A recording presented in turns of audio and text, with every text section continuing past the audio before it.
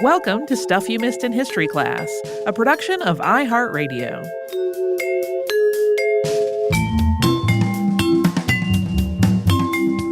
Happy Friday. I'm Tracy V. Wilson. I'm Holly Fry. This week we talked about Project Paperclip, also known as Operation Paperclip. And we have once again come to those one of those points where by the time people hear this behind the scenes, this issue will be totally solved. But at the moment, it's a little bit of a mystery when I will get the episode about some specific scientists and engineers and other specialists who are part of this program done.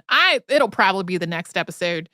But number one, I'm getting my second COVID vaccine tomorrow. Woo! Number two, you and I are going to take a break. The show's not taking a break. Right. We are each taking a break. You won't even know we're not here, but right. Because we have backfilled and made sure we have new episodes ready to go. Yeah. It just means that I don't want to promise that the literal second half of this episode might be about Project Paperclip scientists. Yeah, it really did become clear to me at about 3:00 yesterday afternoon. Oh, this is not going to just be one episode. It's going to have to be two. And unlike normally when I'm doing a two-part something, both parts are not already written. Only one of them is. It happens once in a while. I read 2 different books as part of this research. So in addition to all the books that we mention at the very end of the episode that were written in the 70s, 80s, and 90s, I also read Annie Jacobson's Operation Paperclip, the secret intelligence program that brought Nazi scientists to America, and that came out in 2014. And I also read Brian Krim's Our Germans, Project Paperclip and the National Security State, and that came out in 2018.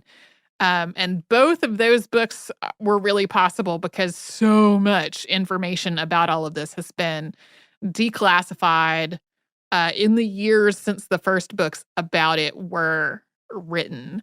So people who want to research this have a lot more available information now than before.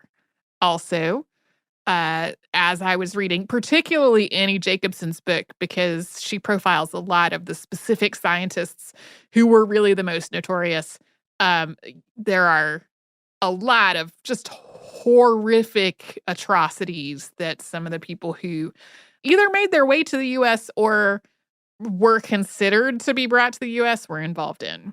Yeah, it's a little bit mind-boggling. I know for me, even though I have known that this was an ongoing thing, I still have those moments where I go, we're still uncovering stuff. Yeah. This far later, especially, I think it feels especially surprising because there has been so much scholarship around World War II, post-World War II, all of these things, and yet we continue to have new information appear, and we have to continue to acknowledge that some information is gone. Yeah. Which is just a little bit tricky to wrap one's head around, I think. Yeah. Yeah. The mental gymnastics, even at the time, that the people involved with planning this program had to kind of go through to move from the idea of we'll interview and work with people while they're still in Germany to we'll bring people to the U.S. for a temporary, like, let's say 6-month contract. They will be supervised and then they'll go back to Germany. And then to go from that to these scientists can get American citizenship, basically taking up spots or getting magical new spots that could have been given to somebody who had been displaced by the war, somebody who had survived the Holocaust. I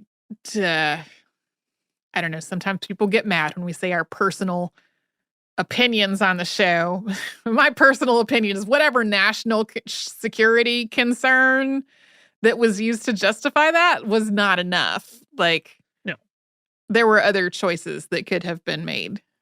Yeah, it's a weird thing. It's also a good, I don't know if it's a good reminder. It's a reminder to me that, every big thing, whether it is a conspiracy or a great movement or any other kind of watershed event or organization in history is composed of a bunch of humans who are fallible and who can talk themselves into things that they sort of intellectually might know they should not, but somehow psychologically we're able to get over some fairly weird barriers at times.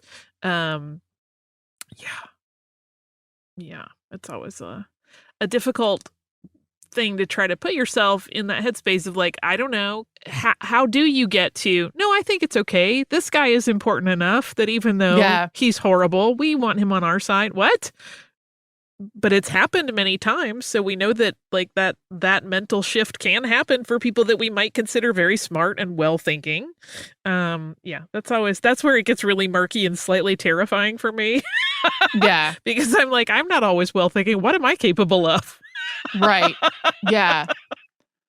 Most likely, the literal next thing people are going to hear right now is more on the same subject. We'll see. We shall see.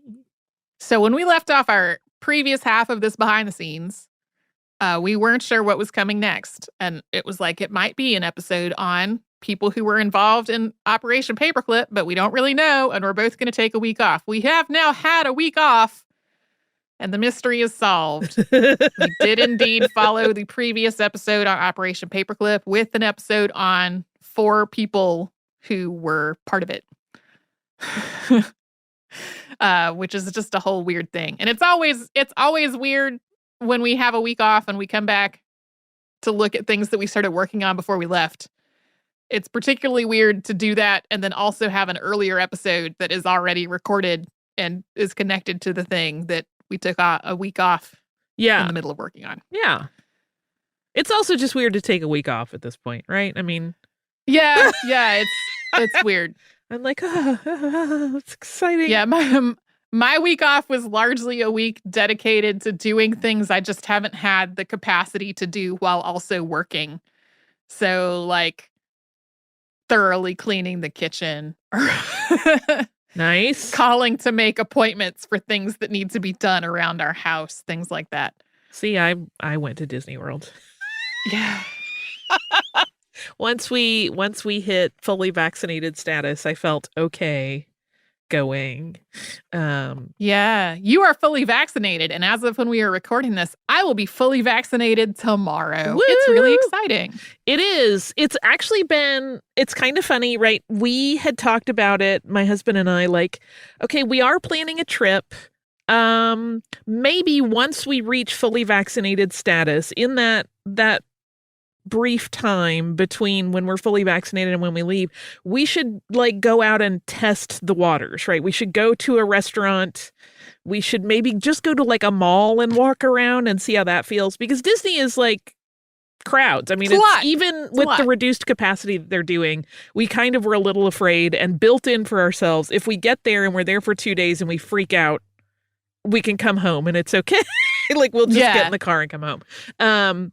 But we didn't get around to doing any of that because we had a lot of other stuff coming up. And like, as you know, anytime you're trying to get ready to go on vacation, you're getting a million work things squared away. So we didn't. So it was a little bit of like, here's the deep end. But it was lovely. I have to give Disney World some kudos because they are, for the most part, in our experience, they are definitely enforcing masking guidelines and distancing. The way they're handling queues for rides, I hope they do it forever, because people aren't cramming up against each other and it's a much more enjoyable experience. Yeah. Which is all lighter fare than our show this week.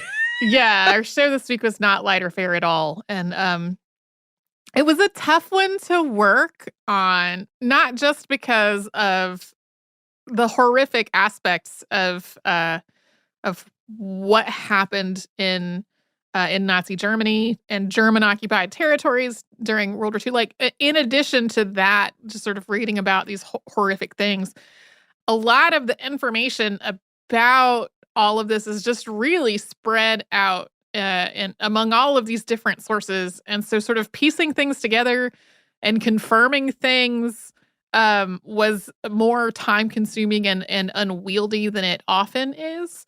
Like like we said in the episode itself, like there's a ton of information about Werner von Braun. Some of it doesn't reference the fact that there were any questions about his Nazi involvement at all, which is a little weird, but like there's just a ton of it. But for the other folks that we talked about, it just took a lot more digging and cross-referencing to try to make sure that I had everything right and to like reference back to primary documents as much as possible. It was all kind of a tangle, and deciding which people to talk about also kind of a challenge. I knew obviously I was going to talk about Werner von Braun, like that was a given from the beginning, but like deciding which other people to talk about on the show was a little trickier. Yeah. I mean, it's just one of those things where I can't quite shut down my, like, I don't know if it's an empathy synapse or what, but like I can't wrap my head around how people can do some of the things that were done that we talked about, and like still sleep at night. So it's hard. Was most of your process of elimination to select the ones that we talked about level of available information, or did you edit like to try to keep it balanced and not too horrific, but still indicative of the situation? Yeah, I wanted to provide some more detail about some of the folks that we had talked about in the Operation Paperclip episode. So that was a deciding factor.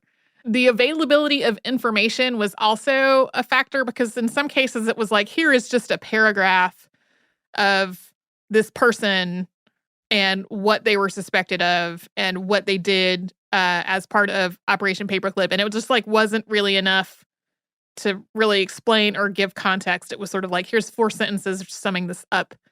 And then I really went back and forth about Hubertus Struggle because he, I feel like he has some question marks. And there are a lot of folks who are just absolutely convinced that he was directly involved with, or at least knew extreme details about all of these experiments, and that as a result, he should just sort of be stricken from the honors and awards that he earned during his career. And then there are other people who are like, all of this is really circumstantial. Some of the folks that have written about him have, like, as I said in the episode, conflated multiple different German institutes as one thing when it seems like they were not actually operating that way. But then also like the fact that he has continued to be removed from the names of honors and awards and things like that, that's something that has continued to be discussed into like the last 5 years. So I felt like I couldn't just skip over him because I felt like I had the least clear opinion about what his involvement actually was by the time I was done researching it. Well, it becomes a good indicator, right, of the complexity of unfurling all of this, particularly when we know that a lot of things have been edited, stricken from the record, redacted, etc. His case, I think, really is, like I said, it makes a good example of like, this is not easy history to pull apart. Mm-hmm. I think for a lot of us, would really like to believe that had we been alive in Germany in the 1930s, if we were basically told you're going to join the Nazi party or you're going to like be on the list of people who are going to be targeted. Right. I think a lot of us like safe in our 2021, safe is in quotation marks, 2021 is not that safe for a lot of people, but like, I think a lot of us want to believe the best in ourselves, that we would be like, okay, I'm never joining the Nazi party. You're just going to have to kill me. And like the reality is that that's not the decision that a lot of people wind up making. Right. And so it's like, it seems likely to me that, yeah, probably there were a lot of people that came through Operation Paperclip who had basically been like, I'm signing my name to this piece of paper so that my family and I have a chance of surviving this war. And they had no other involvement in the Nazi party, really. But like, there were definitely a lot of others who were either involved in or highly complicit in horrific things. Some of these were never going to know the truth. A lot of them were never going to know the truth. Yeah. Which is always a hard thing to accept. Right. I feel like that is a downer place to end this week's behind the scenes. I mean, history is a downer sometimes. Like, yes. Whenever we say that, we get people who email us to let us know that they know that, yes, history is often horrific in parts. So I think the next thing I work on, I will try to pick something that is a little less horrific. A little peppier. Yeah. So if you would like to write to us, we're historypodcast at iHeartRadio.com. We're also on social media at Missed in History. Whatever is coming up for folks' weekends, I hope that's as pleasant and restful as possible. If you're working, again, I hope everyone is great to you at your job. And we'll be back soon with classics and new episodes.